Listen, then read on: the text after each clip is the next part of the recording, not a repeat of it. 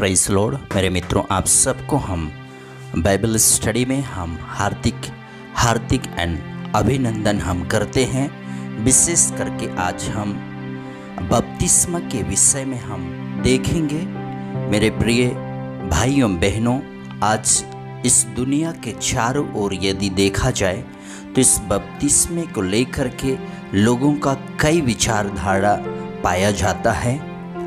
आज दुनिया में कई डॉक्ट्रिन बना करके लोग अपने डॉक्ट्रिन को इस्तेमाल करते चले आ रहे हैं। कई ज्ञानी ऐसे इस पृथ्वी पर पाए जाते हैं जो अपने डॉक्ट्रिन को प्रचार करके परमेश्वर के वचन को तोड़ मड़ोड़ करके लोगों को बताने का प्रयास कर रहे हैं। मेरे प्रियो, यह संदेश आपको ठोकर के कारण नहीं, पर जो बाइबल की ज्ञान है, बाइबल की जो नॉलेज है, उसको मैं आपको बताना चाहूँगा। मेरे प्रियो, आज लोगों का कहना है कि आज जैसा बच्चा पैदा होता है 8 दिन के बाद उसका बपतिस्मा होना चाहिए, ऐसा कई लोगों का विचार है। कई लोगों का कहना है कि मनुष्य का जब पैदा होते हैं इस दुनिया पर, उसके बाद जब उसको सब चीज़ का नॉलेज होती है, उसके पश्चात उसको बपतिस्मा लेना चाहिए। कई लोगों का कहना है कि बपतिस्मा जब प्रभु का वचन को मान लेता है, स्वीकार कर लेता है, बपतिस्मा हो जाता है। इस तरह से कई लोगों का विचार धारणा इस जगत पर पाया जाता है। हमारी इस दुनिया के चारों ओर यदि देखा जाए तो हमको मालूम पड़ता है। पर मेरे प्रियो, आज मैं आपको एकदम खास इम्पोर्टेंट बाइबल की जो 2 बपतिस्मा पाए जाता है, एग्जैक्ट आपको प्रभु का वचन से, इस बाइबल से आपको याद कराना चाहूँगा। यदि आप बाइबल को अच्छे से पढ़ते होंगे तो आपको यह मालूम होगा। यदि मालूम भी नहीं होगा मेरे प्रियो, आपको मैं इस बाइबल के वचनों से आपको दिखाना चाहूँगा और आपको सही ज्ञान बांटना चाहूँगा, जो दुनिया के चकाचौंध की ज्ञान से आप परे होकर के प्रभु के वचन में आप बढ़ते जाएंगे। आइए मेरे प्रियो, आप सबको मैं बाइबल के वचनों पर लेके चलता हूँ। जल्दी में समाप्त करूँगा, ज़्यादा लंबा समय न लेकर के इस बाइबल के वचन को आपको शेयर करूँगा। आइए मेरे मित्रों, आप निकालेंगे मेरे साथ मत्ती रचित सुसमाचार उसका 3 अध्याय 1 से 17 पद को यदि पढ़ते हैं तो यहाँ पर प्रभु यीशु मसीह का बपतिस्मा के बारे में हम पाते हैं। मेरे प्रिय मित्रों, यहाँ पर यूहन्ना बपतिस्मा दाता लोगों के बीच में वह प्रचार करने लगता है मन फिराव का, कि वे मन को फिरा करके बपतिस्मा को लें। मेरे प्रियो, इससे मालूम पड़ता है कि वहाँ के लोग ऐसे काम को करते थे जो परमेश्वर के विरुद्ध में था, और वैसा वो नहीं चाहता था कि वो करते जाएं। इसीलिए वो मन फिराने के बातों को लेकर के यहाँ प्रचार करता है, और वहाँ पर बहुत सारे लोग आकर के यरदन नदी के पास में कई लोग आते हैं बपतिस्मा लेने के लिए, जो अपने गलत कामों से मन फिरा करके वहाँ पर मन फिराव का बपतिस्मा लेने के लिए आए हुए थे। बपतिस्मा का मतलब है मेरे प्रियो कि मर करके अपने आप को नया बना लेना, मतलब पुराने कामों को छोड़ करके नया जीवन व्यतीत करना, या कहें एक मरा मुर्दा को जमीन के अंदर गाड़ देना के समान है। जिस प्रकार से मन एक व्यक्ति फिराता है, वह अपने पापों को पानी के अंदर में दफना देता है। यही इसका अर्थ है मेरे प्रियो। यहाँ पर हम देखते हैं कि बहुत सारे लोग आए हुए थे और बपतिस्मा लिए, साथ में यीशु मसीह भी यहाँ पर बपतिस्मा को लेता है उस यरदन नदी पर। मेरे प्रियो, आप समझ सकते हैं, और इससे आप मत प्रश्न पूछिएगा कि यीशु मसीह क्या पाप किया था। उसके विषय पर हम आगे कभी हम बात करेंगे।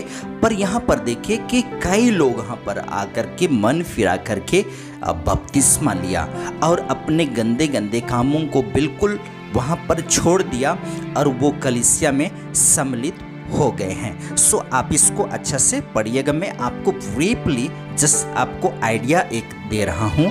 सो आगे यदि हम देखते हैं तो इस तरह से बपतिस्मा में कितने ऐसे लोग शामिल हुए हैं, उसमें से कुछ लोगों के बारे में हम देखेंगे। सबसे पहले कुश के खोजे के बारे में हम देखेंगे कि जब वह आराधना में आता है, आराधना करके वो वापस लौटता है और लौटते हुए वहाँ पर वो यशायाह नबी के पुस्तक को पढ़ते हुए वो जाता रहता है।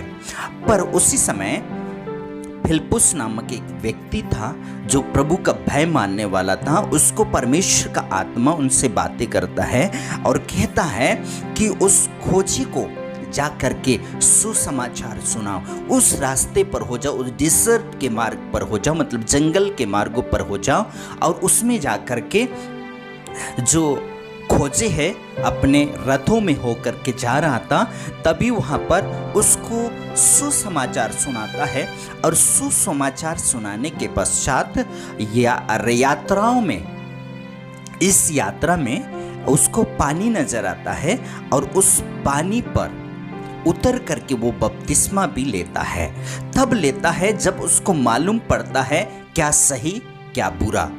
जब ये सब मालूम होता है तो वो बपतिस्मा लेने के लिए रेडी हो जाता है सुसमाचार सुन करके। सो ऐसा ही आप पढ़ लीजिएगा प्रेरित 8 अध्याय उसका 26 से 40 पद को। सो और यदि आगे अपन देखते हैं तो पौलुस और सिलास जब बंदीगृह में थे तो यहाँ पर सुसमाचार के कारण से सिलास और पौलुस को बंदीगृह में बांध करके, बंदीगृह में लिखा गया है कि वहाँ के जो दरोगा लोग थे उसको पहरा जो करते थे, उन लोग कांट में ठोक करके लिखा है उसको बंदीगृह में डाल दिए थे। आप उसको पढ़िएगा प्रेरित के पुस्तक उसका 16 अध्याय 22 से 40 पद को यदि आप पूरा पढ़ेंगे तो आपको पूरा यहाँ पर मालूम पड़ेगा। सो आपको यहाँ पर बताऊंगा कि बंदीगृह में वो प्रताड़ित किए गए थे। बंदीगृह में दुखी अवस्था में भी हो करके वे परमेश्वर का आराधना करने लगे, वे प्रार्थना और आराधना करने लगे। और उसी पश्चात बाइबल में लिखा गया है कि वहाँ पर बड़ा भूडोल हुआ जिससे वहाँ पर लोग डर गए और वे वहाँ से निकल भी गए, उस बंदीगृह से निकल भी गए। और दरोगा वहाँ पर जो थे वो देख करके डर गए। और वो आगे यदि आप पढ़ेंगे यहाँ पर तो लिखा गया है कि वो परमेश्वर के वचन को सुन करके यहाँ पर मन को फिरा लेते हैं और उनको बपतिस्मा भी दिया जाता है। उसके घरानों को बपतिस्मा भी, पानी से बपतिस्मा दिया जाता है। सो मेरे प्रियो, मैं ज़्यादा समय न लेकर के आपको और बताना चाहूँगा। यहाँ पर मैं आपको बात किया कि 2 बपतिस्मा जरूरी है। एक प्रभु के लोगों को या प्रभु के जानकार लोगों को 2 बपतिस्मा होने की ज़रूरत है। पहला है पानी का बपतिस्मा, सो अभी हमने देखा। दूसरी जो है पवित्र आत्मा का बपतिस्मा।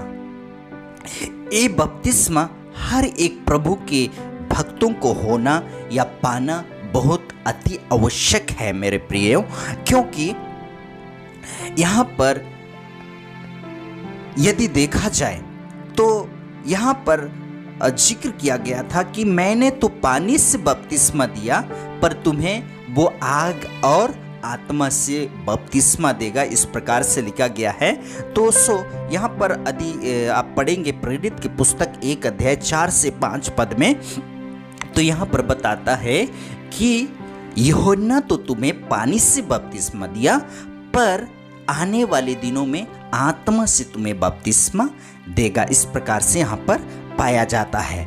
और जैसा ही उसके आगे यदि पढ़ते हैं 2 अध्याय पर, प्रेरित की पुस्तक 2 अध्याय 1 से 41 पद में यदि पाते हैं तो यहाँ पर देखा गया है कि पवित्र आत्मा जैसी आती है, पिंतुकुस्त के दिन पर सब वहाँ पर एकत्रित हुए थे, तरह तरह के भाषा बोलने वाले और अन्य अन्य जगह के लोग, देश के लोग वहाँ पर इकट्ठे हुए थे त्योहार मनाने के लिए, जिसको हम पेंटिकोस्ट कहते हैं।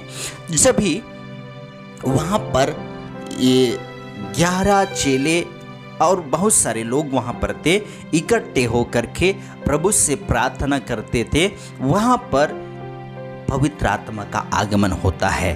वहाँ पर मेरे प्रियो कि लिखा गया है कि आग की सीजीबें फटती हुई दिखाई दी, वहाँ पर सनसनी की आवाज़ सुनाई दी। आप वहाँ पर पढ़िएगा, बहुत सारी ऐसे हलचल होने लगा था जिससे लोग में उत्साह आ गया था, और वो आग हर एक पर आ ठहरी मेरे प्रियो, और वे सब लोग अन्य अन्य भाषाओं से भर गए। ये पवित्र आत्मा का बपतिस्मा हम कह सकते हैं। यही है पवित्र आत्मा का बपतिस्मा। और यही बपतिस्मा के बारे में या यही आत्मा के बारे में कई सालों साल पहले भविष्यवाणी करके कह दिया गया था, जो एवेल नबी भविष्यवक्ता के द्वारा से आप पढ़ेंगे।